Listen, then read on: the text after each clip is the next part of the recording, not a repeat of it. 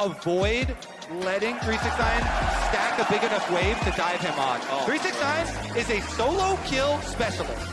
As we said coming into this game, he has the highest solo kills of anyone in the tournament. Has skipped one camp and is up top side. This is what I was talking about for playing against Gangplank. Stack a wave and go for the dive early. That's your opening. Here we go. Wants to find the stun at the right time. Lets the W go down, puts all the attacks down at one time. Zeus just going to let him drop the aggro, but the health bar's down to 100. He can't clear his wave very fast. The turret's been reset. Second stun comes across. First blood claim. Kanavi will... From Kanavi, as the wave has bounced back. And Nocturne's here.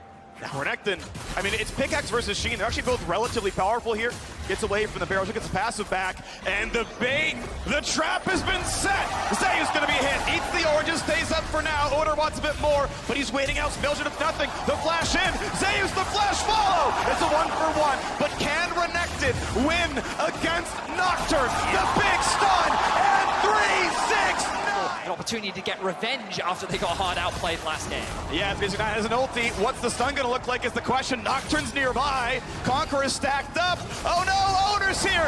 Just kidding. We got our own jungler. The fear lands. Kanavi's gonna get one. And it's time to be afraid. In the bot side, it's Hope extinguishing it from T1.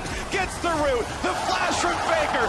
Missing. Hit with the bubble. Carrier doesn't. And Faker gonna try to find the rest. Missing Auto gets a single. It's 2 for 2 as Faker cleans it up.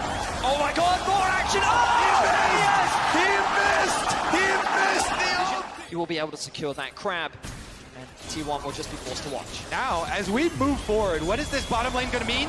It means Nocturne is in the lane, and it means Hope has died. Missing a bit low. Dying in the 2 versus 2 from JDG was not a great position for the Lucian army to be in. We've seen Gumayushi do this before, but he's able to bounce back as he demonstrated last game. But the fact that Faker and Ona can consistently roam towards the bot Force the side. dive there, just use the cooldowns elsewhere. I like the way that you described that. It's T1, oh, hang on, ult.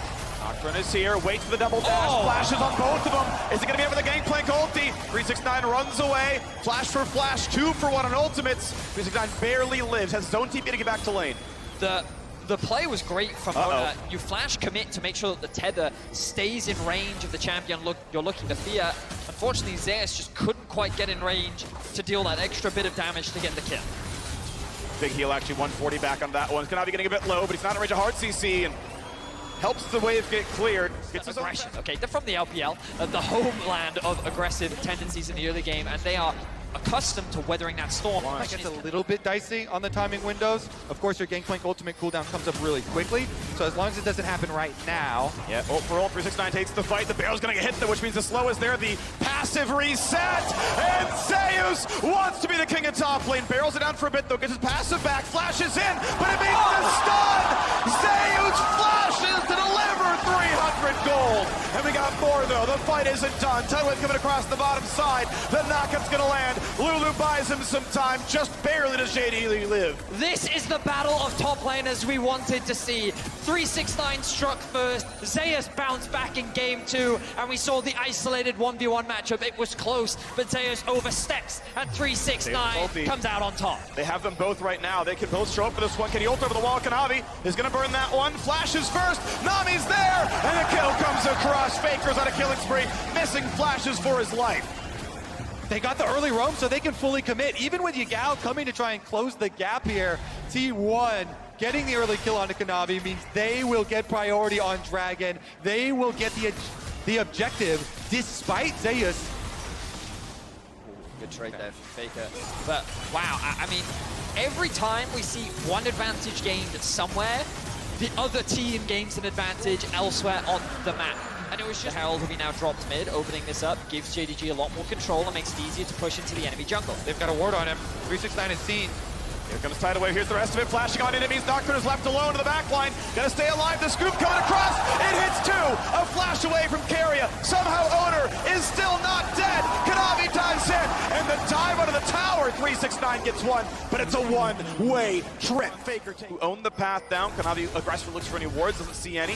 One gets put down, put out as well. Guma forcing a Shirelia's out. 369 cannot find his target. Locked in place, needs to ult to stay alive, but he's feared, and he's fallen. Nocturne goes for number 2. Hope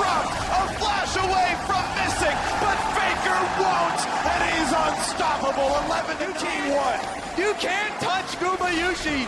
His confidence is insane right in front of 369. Baits him in. Faker's not done. He dodges the stun.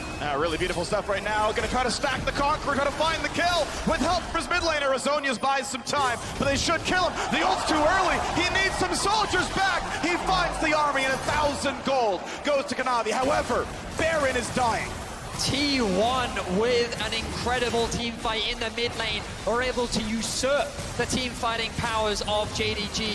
369, the benefactor of all that early game gold, the big beefy frontline is shut down as T1 dance around him, dance around JDG, and secure themselves the first Baron of game 3.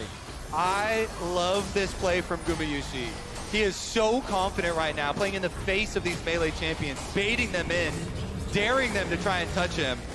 Stays just out of arm's length there, and T1, well, can he get away from this though? Yeah, still has cleanse and flash, was not even remotely close to dying. After losing that Baron, this game now becomes harder to win as Gumayushi once again goes in. Chunks hope to have tidal wave, builds a lot of time. Getting away from the fear, but Nocturne dives for more. Owner's gonna get one and stay alive. Gumayushi is at one hit. Yagao kills him. Owner could go for a bit more. Big damage out of Zeus, finds one. Owner, they go too far. He will jump two up, and he drops. In the top side, though, a solo kill, 369.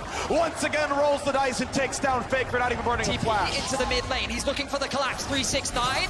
Flash up in 5 seconds, could find a good target. Keria has nowhere to go, doesn't have his own flash, doesn't have a good way out. Shirelius to get his target into range. I don't know if he can get the blast plant in time. Nicely done by missing. 369 finds the kill. JDG lose 2. Scryer's bloom there by Faker. Spots going on. The rest of the team already took down the bottom jungle. They're taking down the bottom tier 2 turret as well. 4 men strong. They shove this one out. Mid lane outer turret drops though as well.